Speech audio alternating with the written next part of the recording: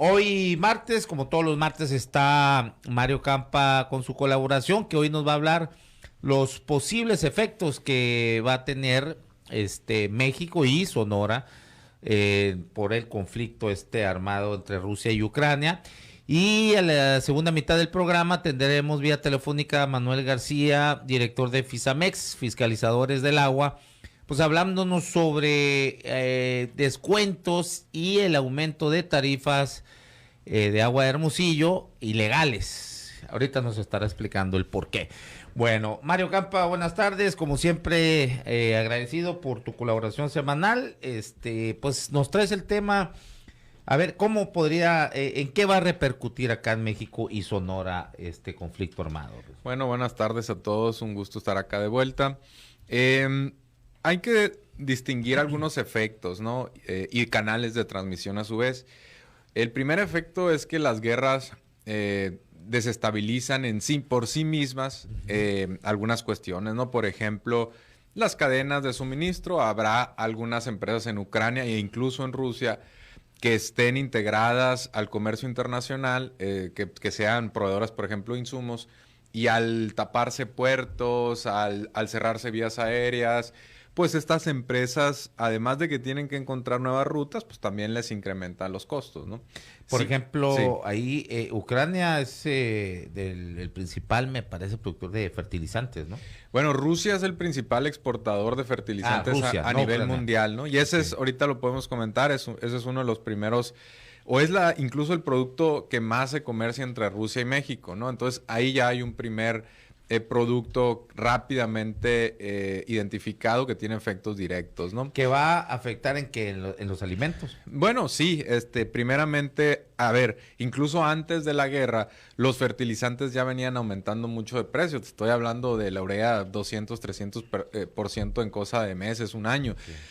¿Eso en qué se ha traducido? Cualquiera que me esté escuchando en este momento y que tenga alguna actividad en el campo, sabe que se han incrementado mucho y eso los ha forzado o a pagar más por los fertilizantes y eso por supuesto eleva los costos y merma las utilidades. Y por otro lado, Aaron, muchos han tenido que racionar el uso de los mismos, de los fertilizantes, lo cual por supuesto impacta en la productividad del campo. Y si se impacta la productividad del campo, si hay una temporada de malas cosechas, pues por supuesto que con la misma demanda o incluso creciendo por la pandemia y una oferta disminuida, pues eso va a llevar a que suban los precios y eso tiene impacto directamente en la inflación, que la inflación para quien nos está escuchando, pues es el incremento generalizado de los precios en una economía, ¿no? Generalmente los precios al consumidor, es a lo que nos referimos. Entonces ahí está un efecto, ¿no? Y esto es palpable en Sonora, porque Sonora además tiene mucha actividad primaria, ¿no? Entre agricultura y ganadería. ¿Cómo se afecta la ganadería? Bueno, si hay malos también cosechas de alimento para el ganado, pues por supuesto que repercute en un ganado pues más flaco, ¿no? Por ejemplo, entonces eso también pega la cantidad de kilos de carne que se están vendiendo al mercado.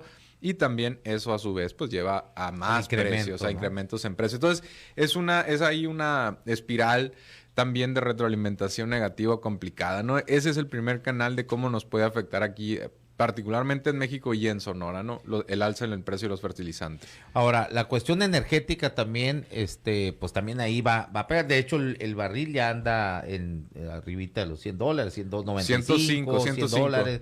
Los Okay, dos 105. ya. Sí, 105. Y incluso estaba escuchando el día de ayer en uno de los noticieros que ya se habían incrementado en algunas zonas del país el gas. Uh-huh. Que decía, hay un analista económico, no tendría por qué todavía, porque todavía no ha habido, los inversionistas están ahí como que muy reservados todavía, ¿no? Sí. No ha habido gran especulación en cuanto a esto. Entonces decía, no tendría por qué, pero ya subió, pues, ¿no? Ya incrementaron precios en el gas. Bueno, muchas veces también tiene que ver con expectativas, ¿no? Si los distribuidores anticipan que se va a complicar la obtención o que van a subir los precios, pues, o también los mismos consumidores se anticipan que va a haber un incremento de precios tanto en el gas o en la gasolina, pues pueden ir también en estos momentos rápido ir a una gasolinera a llenar el tanque porque temen que se suban los precios del petróleo y las gasolinas. Lo mismo, un poco más complicado, pero en el gas, ¿no? Llenas el tanque, etcétera, etcétera. Eso puede hacer que, por supuesto, sí haya ciertos incrementos. Hay algunos que sí abusan y aprovechando la coyuntura, pues se van de paso. Eso sí tendría que, pues, verlo la Profeco, ¿no? Pero en la cuestión del gas, sabemos que desafortunadamente la cuestión energética en México se fue dejando, pues, al libre mercado y debilitando a la CFE, etcétera. Y además acercándonos mucho a Estados Unidos. Entonces importamos muchísimo gas natural de Estados Unidos. Eh, no somos soberanos energéticamente y eso hace que estemos expuestos a conflictos geopolíticos. No es una de las razones Exacto. por las cuales pues, la soberanía energética importa. Porque cuando salen estos conflictos que tú no tienes nada que ver con ellos, de cualquier forma te impactan y te impactan fuerte. En el caso de la CFE, tiene algunos contratos ya de largo plazo donde hay ciertos precios pactados, ¿no? Con los distribuidores de gas o con el insumo del gas. Pero en el largo plazo se tienen que renegociar los precios, hay ciertos mecanismos de ajuste de tal forma que si se sube mucho el precio, pues CFE también absorbe parte de ese incremento. Y ese es otro mecanismo, ¿no? Otro que me gustaría mencionar, Aaron, es que Rusia y Ucrania producen mucho trigo, maíz, cebada y cereal. Esos 4 granos en particular producen mucho, entonces parte, sí, para los productores del campo, parte del efecto del incremento en los fertilizantes podría ser compensado con que el trigo ha subido en los últimos días y el maíz también ha subido bastante. Sabemos que, por ejemplo, en Cajeme se produce mucho trigo, ya están viendo un incremento en los precios internacionales del trigo y más o menos absorbe parte del choque en los fertilizantes. Pero hay otros productos que no, que siguen con el mismo precio y se están subiendo sus costos, ¿no? El costo de su materia prima, su insumo, ¿no? Ok, y a ver, ayer se hablaba de que podrían ya iniciarse algunas mesas ahí para el diálogo de la paz. Sí. ¿Qué ha pasado? ¿Qué ha sucedido ahí? ¿Hay avances o...? Bueno, se reunieron cerca de la frontera con Bielorrusia, ¿no? Que sabemos que Bielorrusia ha tomado un poco más el lado de Rusia. Pero bueno, ahí se pactó una mesa de diálogo, o eso fue una primera, se anunció una segunda. El presidente, por ejemplo, Zelensky de Ucrania dijo que iba a esperar a que llegara esa delegación completa para ver qué sucedía, cuál iba a ser la instrucción para la segunda mesa. Aparentemente lo que ha circulado es que Putin tiene algunas peticiones muy específicas para bajarle o cesar el fuego. Una es, por ejemplo, que Ucrania acepte ya su neutralidad. No sé en qué plazo, no sabemos en qué situaciones. Que, por supuesto, deponga las armas y que acepte, pues, que no se va a unir a estas... A la OTAN o incluso, no sé si... Ahora quién sabe si se vaya a unir a la Unión Europea. Entonces, esas son algunas de las principales peticiones de Putin, aparentemente. Es probable que también tenga que haber un cambio de régimen, ¿no? Nos guste o no, salvo que, bueno, Ucrania haga una defensa heroica y Rusia nunca pueda conquistar específicamente Kiev, la capital, y todas las instituciones políticas. Pero si no, es probable que sea imposible que se quede el régimen actual antagónico a Rusia y entonces pacten como si nada hubiera pasado, ¿no? Seguramente como parte del arreglo es, bueno, damos inicio a un periodo de transición en el cual va a haber un gobierno democráticamente electo, porque no van a aceptar los ucranianos tampoco que llegue ¿cómo se dice? Un títere de Rusia, ¿no? Por supuesto que no. Entonces va a ser una negociación muy complicada porque una parte no va a querer que se quede el actual gobierno y la otra parte no va a querer que sea un títere de Rusia. Entonces van a tener que pactar alguna elección o algún tipo de mecanismo para suavizar esa transición. Por supuesto, estamos, Aaron, en el día 6, 7 de la guerra. Falta muchísimo tiempo. Generalmente una ciudad de las características de Kiev puede tomar hasta un mes, ¿no? El conquistarlas. Muchas veces primero viene acompañado de un sitio a la ciudad, es decir, que la rodean, impiden, por supuesto, el abasto de ciertos insumos, la empiezan a asfixiar, cansan a la población, empiezan a ir conquistando poco a poco. Veíamos hoy en las imágenes que hubo bombardeos de una torre, ¿no? De telecomunicaciones de la televisión de Ucrania, y así poco a poco se van conquistando espacios y eventualmente una ciudad cae, ¿no? Pero también está la posibilidad de que hagan una defensa heroica y que de repente los rusos empiecen también a bajar la moral, empiecen a perder muchos elementos y resulta que se dan cuenta los ucranianos o las personas en Kiev de que ya los rusos no están atacando, entonces se envalentonen y empiecen a salir y a combatir a los rusos en otras ciudades y con renovada espíritu, ¿no? Entonces, estamos todavía muy temprano en el conflicto. Ahora, Aaron, también te quería mencionar que una cosa es el efecto de la guerra en sí, lo que produce en sí, y otra cuestión muy distinta son las sanciones, perdón, que se están dando. Hasta ahorita han intentado atacar el sistema financiero ruso, ¿no? Ya sea las reservas internacionales del Banco Central, la comunicación de los bancos rusos con Occidente específicamente. Asia todavía no, la verdad es que no ha tenido muchas sanciones con ni América Latina con Rusia, y la verdad es que importan mucho más las de Asia que las de América Latina, que tienen muy poca relación comercial con Rusia y financiera, pero se han dedicado a tratar de impactarle ahí, en cierta medida, los magnates rusos. No es muy efectivo porque los magnates rusos son los que más tienen fondos fuera del país, en paraísos fiscales, en activos totalmente legítimos y legales, físicos. Incluso, por ejemplo, el dueño del Chelsea es Abramovich, que es ruso, ¿no? Incluso tuvo que dejar el equipo en comodato a la fundación o a la caridad del Chelsea para bajarle un poquito a la presión, ¿no? Porque se está dando una especie de gran cancelación de los rusos a nivel mundial, ¿no? Nadie quiere nada con los rusos. Veíamos en Estados Unidos anaqueles de vodka que se estaban vaciando, o sea, los distribuidores, en este caso minoristas, vendedores, no quieren tener productos rusos. Entonces, le va a afectar a la economía rusa, sí. La verdad es que es una economía que tiene muy poca deuda, ¿no? Que no tiene que tiene muchas reservas internacionales. Puede aguantar meses o años, ¿no? En una guerra. Pero sí, definitivamente le va a empezar a afectar a la población general. Va a haber cierta inflación también dentro del país. El rublo se depreció mucho, 40% en un día. Sí va a traer ciertas distorsiones dentro de Rusia, pero es una economía relativamente sana en cuestiones de deuda y puede aguantar algunos meses o años así. Lo que sí es preocupante es que pues ese efecto puede ocasionar que otros países se vean afectados. Yo mencionaba en un tuit hoy que Turquía es uno de ellos, porque Turquía depende de la energía de Rusia y depende de los turistas rusos que llegan ahí. Entonces, si se interrumpe el flujo comercial y la relación entre los dos países, Turquía está en una posición financiera muy débil y ahí podríamos ver algún tipo de cese de pagos, ¿no? De la deuda turca. Son cosas que se van dando poco a poco en una guerra, ¿no? O, por supuesto, es difícil de predecir, pero son mecanismos a los que hay que estar muy atentos, ¿no? Las sanciones también tienen sus efectos en otros países, ¿no? No hay que descuidar ese tema, ¿no? Sí, ahorita que mencionabas esto de que nadie quiere distribuir productos rusos, también querían bloquear la señal de los medios rusos, sí, ¿no? Me parece lamentable porque ¿quién chingados cuando Estados Unidos invadió Afganistán, Irak, que ha creado guerras por todas partes del mundo, que precisamente son de las cosas que ha señalado Putin? Sí. ¿Y quién ha dicho no voy a distribuir los productos estadounidenses, ¿no? Sí, o sea, sí.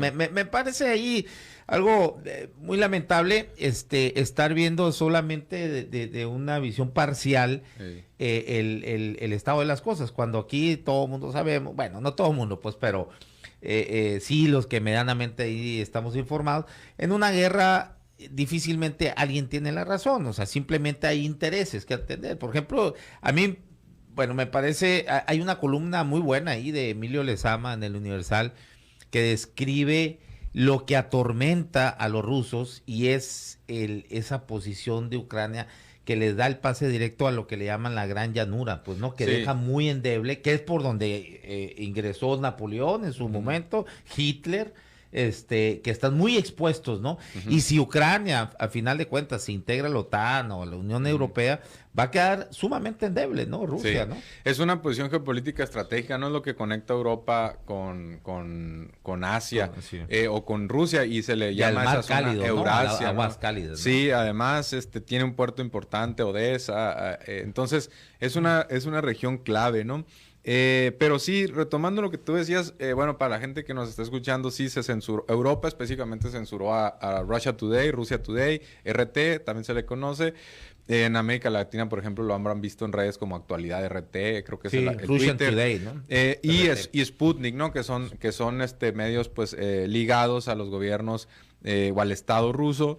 Y pues la verdad es que sí es muy peligroso, ¿no? Independientemente de lo que estén diciendo o no los rusos en este momento, que además no tenemos los elementos para decir, dicen es propaganda. Y realmente lo que escuchamos en muchos medios de comunicación privados no es propaganda. Sí, o sea, tú ves a Dolly Esteves defender cada cosa que hace Biden o a León Krause, eso no es propaganda. O el Y otro, dicen, Armando Guzmán, se llama, ¿no? Creo, un reportero no de TV Azteca y no sé para quién reporta de Estados Unidos. O Fox Está News. en la Casa Blanca. Fox News es un ejemplo con el trumpismo. CNN. Con el CNN de los demócratas, Fox News con el trumpismo. Sí. O sea, realmente nos vamos a poner a decir, es propaganda porque viene el Estado. ¿Y por qué si viene el Estado es necesariamente negativa y los privados están aceptados, ¿no? Así es. Entonces, son por supuesto prejuicios que traemos heredados de mucho tiempo atrás. Infundados, ¿no? Y muchas veces infundados. El punto es, si entonces empezamos a censurar a los medios rusos, ¿por qué no seguimos ya con otros medios más? ¿O por qué no vamos con Arabia Saudita, que está bombardeando a Yemen, y censuramos a la agencia Arabia Saudí de distribución de información que pertenece a Arabia Saudita, al Estado o no árabe, consumirles el petróleo, ¿no? O no consumirles. ¿Y por qué no se hace para quien nos esté escuchando? Porque es un aliado de Estados Unidos. Claro. Entonces, y lo mismo, ¿por qué no condenamos el ataque y uso desmedido de fuerza de Israel a Palestina, el genocidio que están haciendo con los palestinos? Porque Israel es aliado de Estados Unidos. Entonces, nos metemos a un terreno muy hipócrita, ¿no? En las guerras. La verdad, pues hay que condenar a todos parejos, pero anteriormente fue muy selectivo esa condena. Yo me acuerdo que muchos medios hasta se enojaban con quien exigía sanciones a Israel contra Palestina, por ejemplo, sanciones de que no le distribuyeran armas, que es la más básica. Exacto. Y se enojaban todavía. ¿Por qué? Porque hay una cuestión ahí también delicadona con Israel, pero es una potencia bélica y es un uso desmedido de fuerza contra Palestina. Los están ahorcando, los están matando sin agua, sin distribución de alimentos, medicamentos, ¿no? Entonces, si vamos a condenar esta guerra, qué bueno, está bien, porque hubo una agresión aparentemente desmedida de una potencia a Ucrania en este caso. Está bien, condenémosla, pero también vamos a condenar de ahora en adelante invasiones a Irak, a Irán, que se hacen bajo supuestos armamentos nucleares, terroristas, estigmatización de la población civil. Y entonces doblamos las manos porque creemos la versión de Estados Unidos de que es el bien contra el mal. ¿Te acuerdas de aquel Bush maniqueísta de o estás con nosotros muy hollywoodense, o no estás? una visión Muy hollywoodense, ¿no? Y entonces toleramos cualquier cosa que haga, en este caso, la potencia bélica hegemónica que es Estados Unidos y sus aliados que son la OTAN. Por supuesto, todo eso está de por medio en esta discusión de la guerra. Sí, por ejemplo, ¿qué sanciones recibió Estados Unidos por cuando mintió el presidente, el Bush. Gobierno de George Bush, con supuestamente armas químicas con las que contaba Irak, y nunca pudieron demostrar eso? Bueno, es más allá de que no se haya demostrado, quedó claro que fue una vil mentira, ¿no? Y jamás hubo repercusiones para Estados Unidos, ¿no? Pero bueno, en lo otro, Campa, es si Rusia, a final de cuentas decidió invadir Ucrania, es porque también sabe lo menguado, lo debilitado que está Estados Unidos en cuanto al control mundial con el que contaba en los 80s, 90s. Sí. Y ya ves tú, los aliados también, cómo están ahí nomás están a la espera, viendo a ver qué se va a hacer, porque al final de cuentas no creo que Estados Unidos vaya y sus aliados vayan a querer confrontar así, ¿no? Es difícil. Armamentariamente. Pues. La OTAN lo que está haciendo en estos momentos es distribuir armamento y ayuda humanitaria a Ucrania, que de hecho ya venía proveyendo de armamento a Ucrania, ¿no? No, quizá no tropas, ¿no? Pero porque no es miembro en sí de la organización, pero sí había muchos fondos para asistencia militar, mejoras tecnológicas, armas, etcétera. Ahora le están dando directamente en estos momentos porque Ucrania, pues evidentemente es más débil que Rusia.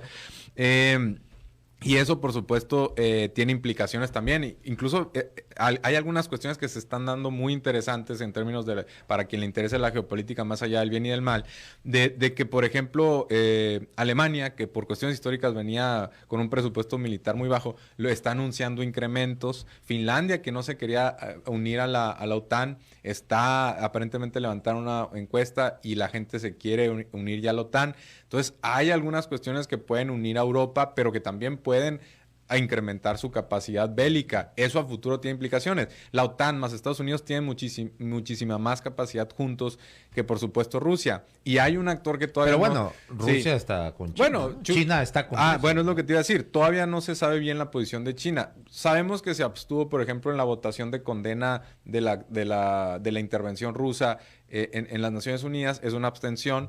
Y eso, pero también eso podría ser estratégico. ¿Por qué? Porque podría ser un interlocutor más o menos válido para llevar a la paz, y entonces China se queda como el gran triunfador de la guerra, porque económicamente no le hace mucho y además podría ser el mediador diplomático que le ponga paz a la situación. Entonces China creo que está haciendo algo muy inteligente, pero también se arriesga a que lo ubiquen o lo relacionen un poco con Rusia, que quien sabe geopolítica sabe que la relación no es así de amistad y aliados permanentes. No, y además ha habido rispidez, ¿no? Hay territorios en disputa entre las dos naciones, no es una alianza natural, por así decirlo.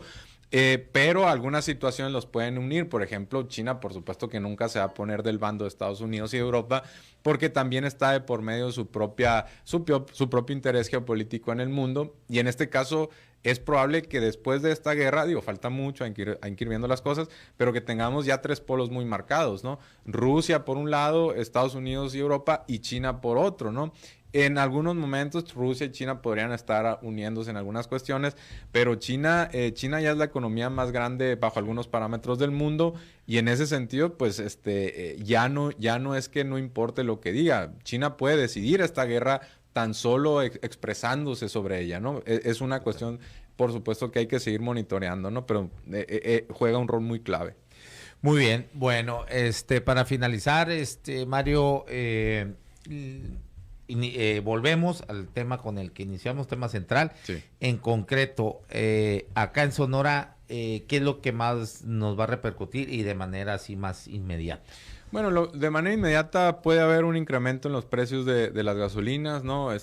Ha habido ya incluso ligero. Hay un subsidio del gobierno federal que ha amortiguado ese impacto, pero si esto perdura varias semanas y el precio sigue subiendo y subiendo, pues de cualquier forma... Ya no tiene el control de cualquier México forma, para poder, sí. Por la famosa reforma precisamente de Enrique Peña Nieto, ¿no? Así es. Que entonces, se sujetó a los estándares internacionales. Y hay que monitorear porque también podría ser que se incrementen los precios del gas, y eso, pues ahí CFE creo que tiene un poquito más control de eso, pero las tarifas eléctricas habría que monitorearlas. Volvemos a los efectos más directos de la guerra en Sonora son en el campo. Ahí es donde hay que ver qué es lo que va a pasar, porque incrementándose las gasolinas, el diésel, los fertilizantes, sí están consiguiendo algunos granos mejores precios, pero otros productos no van a verse beneficiados por eso, y en cambio sí van a tener sobrecostos. Entonces ahí es donde en los alimentos, en el campo, es donde Sonora podría resentirlo. Y la otra es, la verdad es que la moneda del peso está en estos momentos fuerte, se ha depreciado muy poco en los últimos 3 años.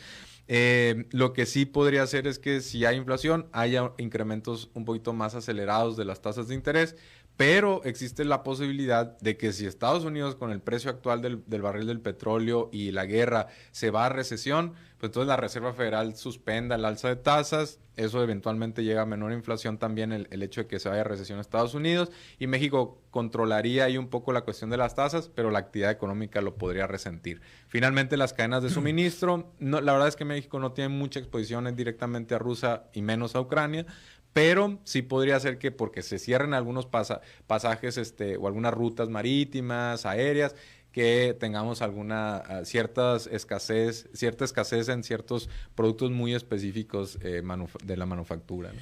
Muy bien, dice Mario Velarde, muy buenas tardes, Aarón, muy buenos programas como siempre, saludos a Mario Campa, estupenda entrevista concedida a Sabina Berman. ¿Tuviste una, sí? En su programa de cuándo?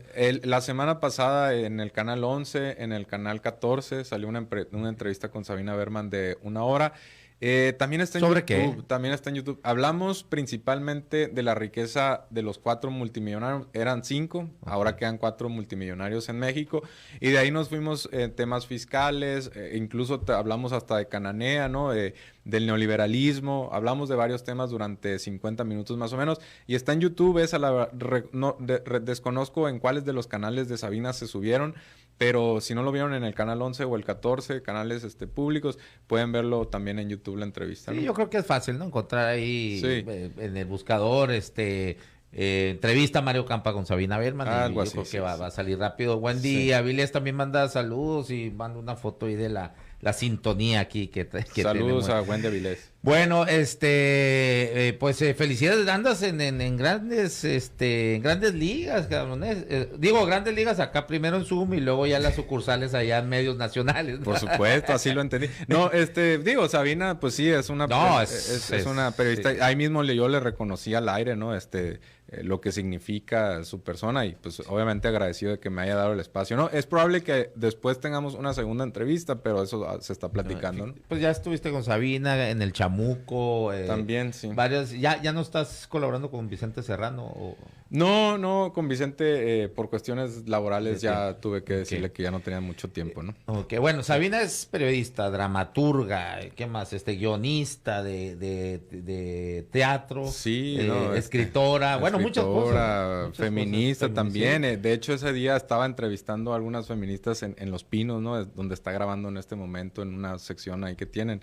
Y había una entrevista muy interesante con feministas de las que se dedican a intervenir monumentos, ¿no? Pero bueno, pues si tienen la oportunidad, ojalá la puedan ver, ¿no? Okay. Javier Alcaraz dice, vaya, mis respetos, un analista realmente objetivo, bien informado, actualizado y confiable, muy bien.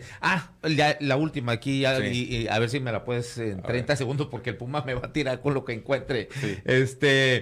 ¿Qué te parece la postura de México? Hay quienes están Correcta, señalando de adecuada. que es flácida y que... Bien. No, adecuada. Yo creo que... Doctrina Estrada, pues, ¿no? A ver, si México también se pone del lado de Estados Unidos, está validando a Exacto. otro imperio. Entonces yo creo que es correcta condenar cualquier tipo de violencia.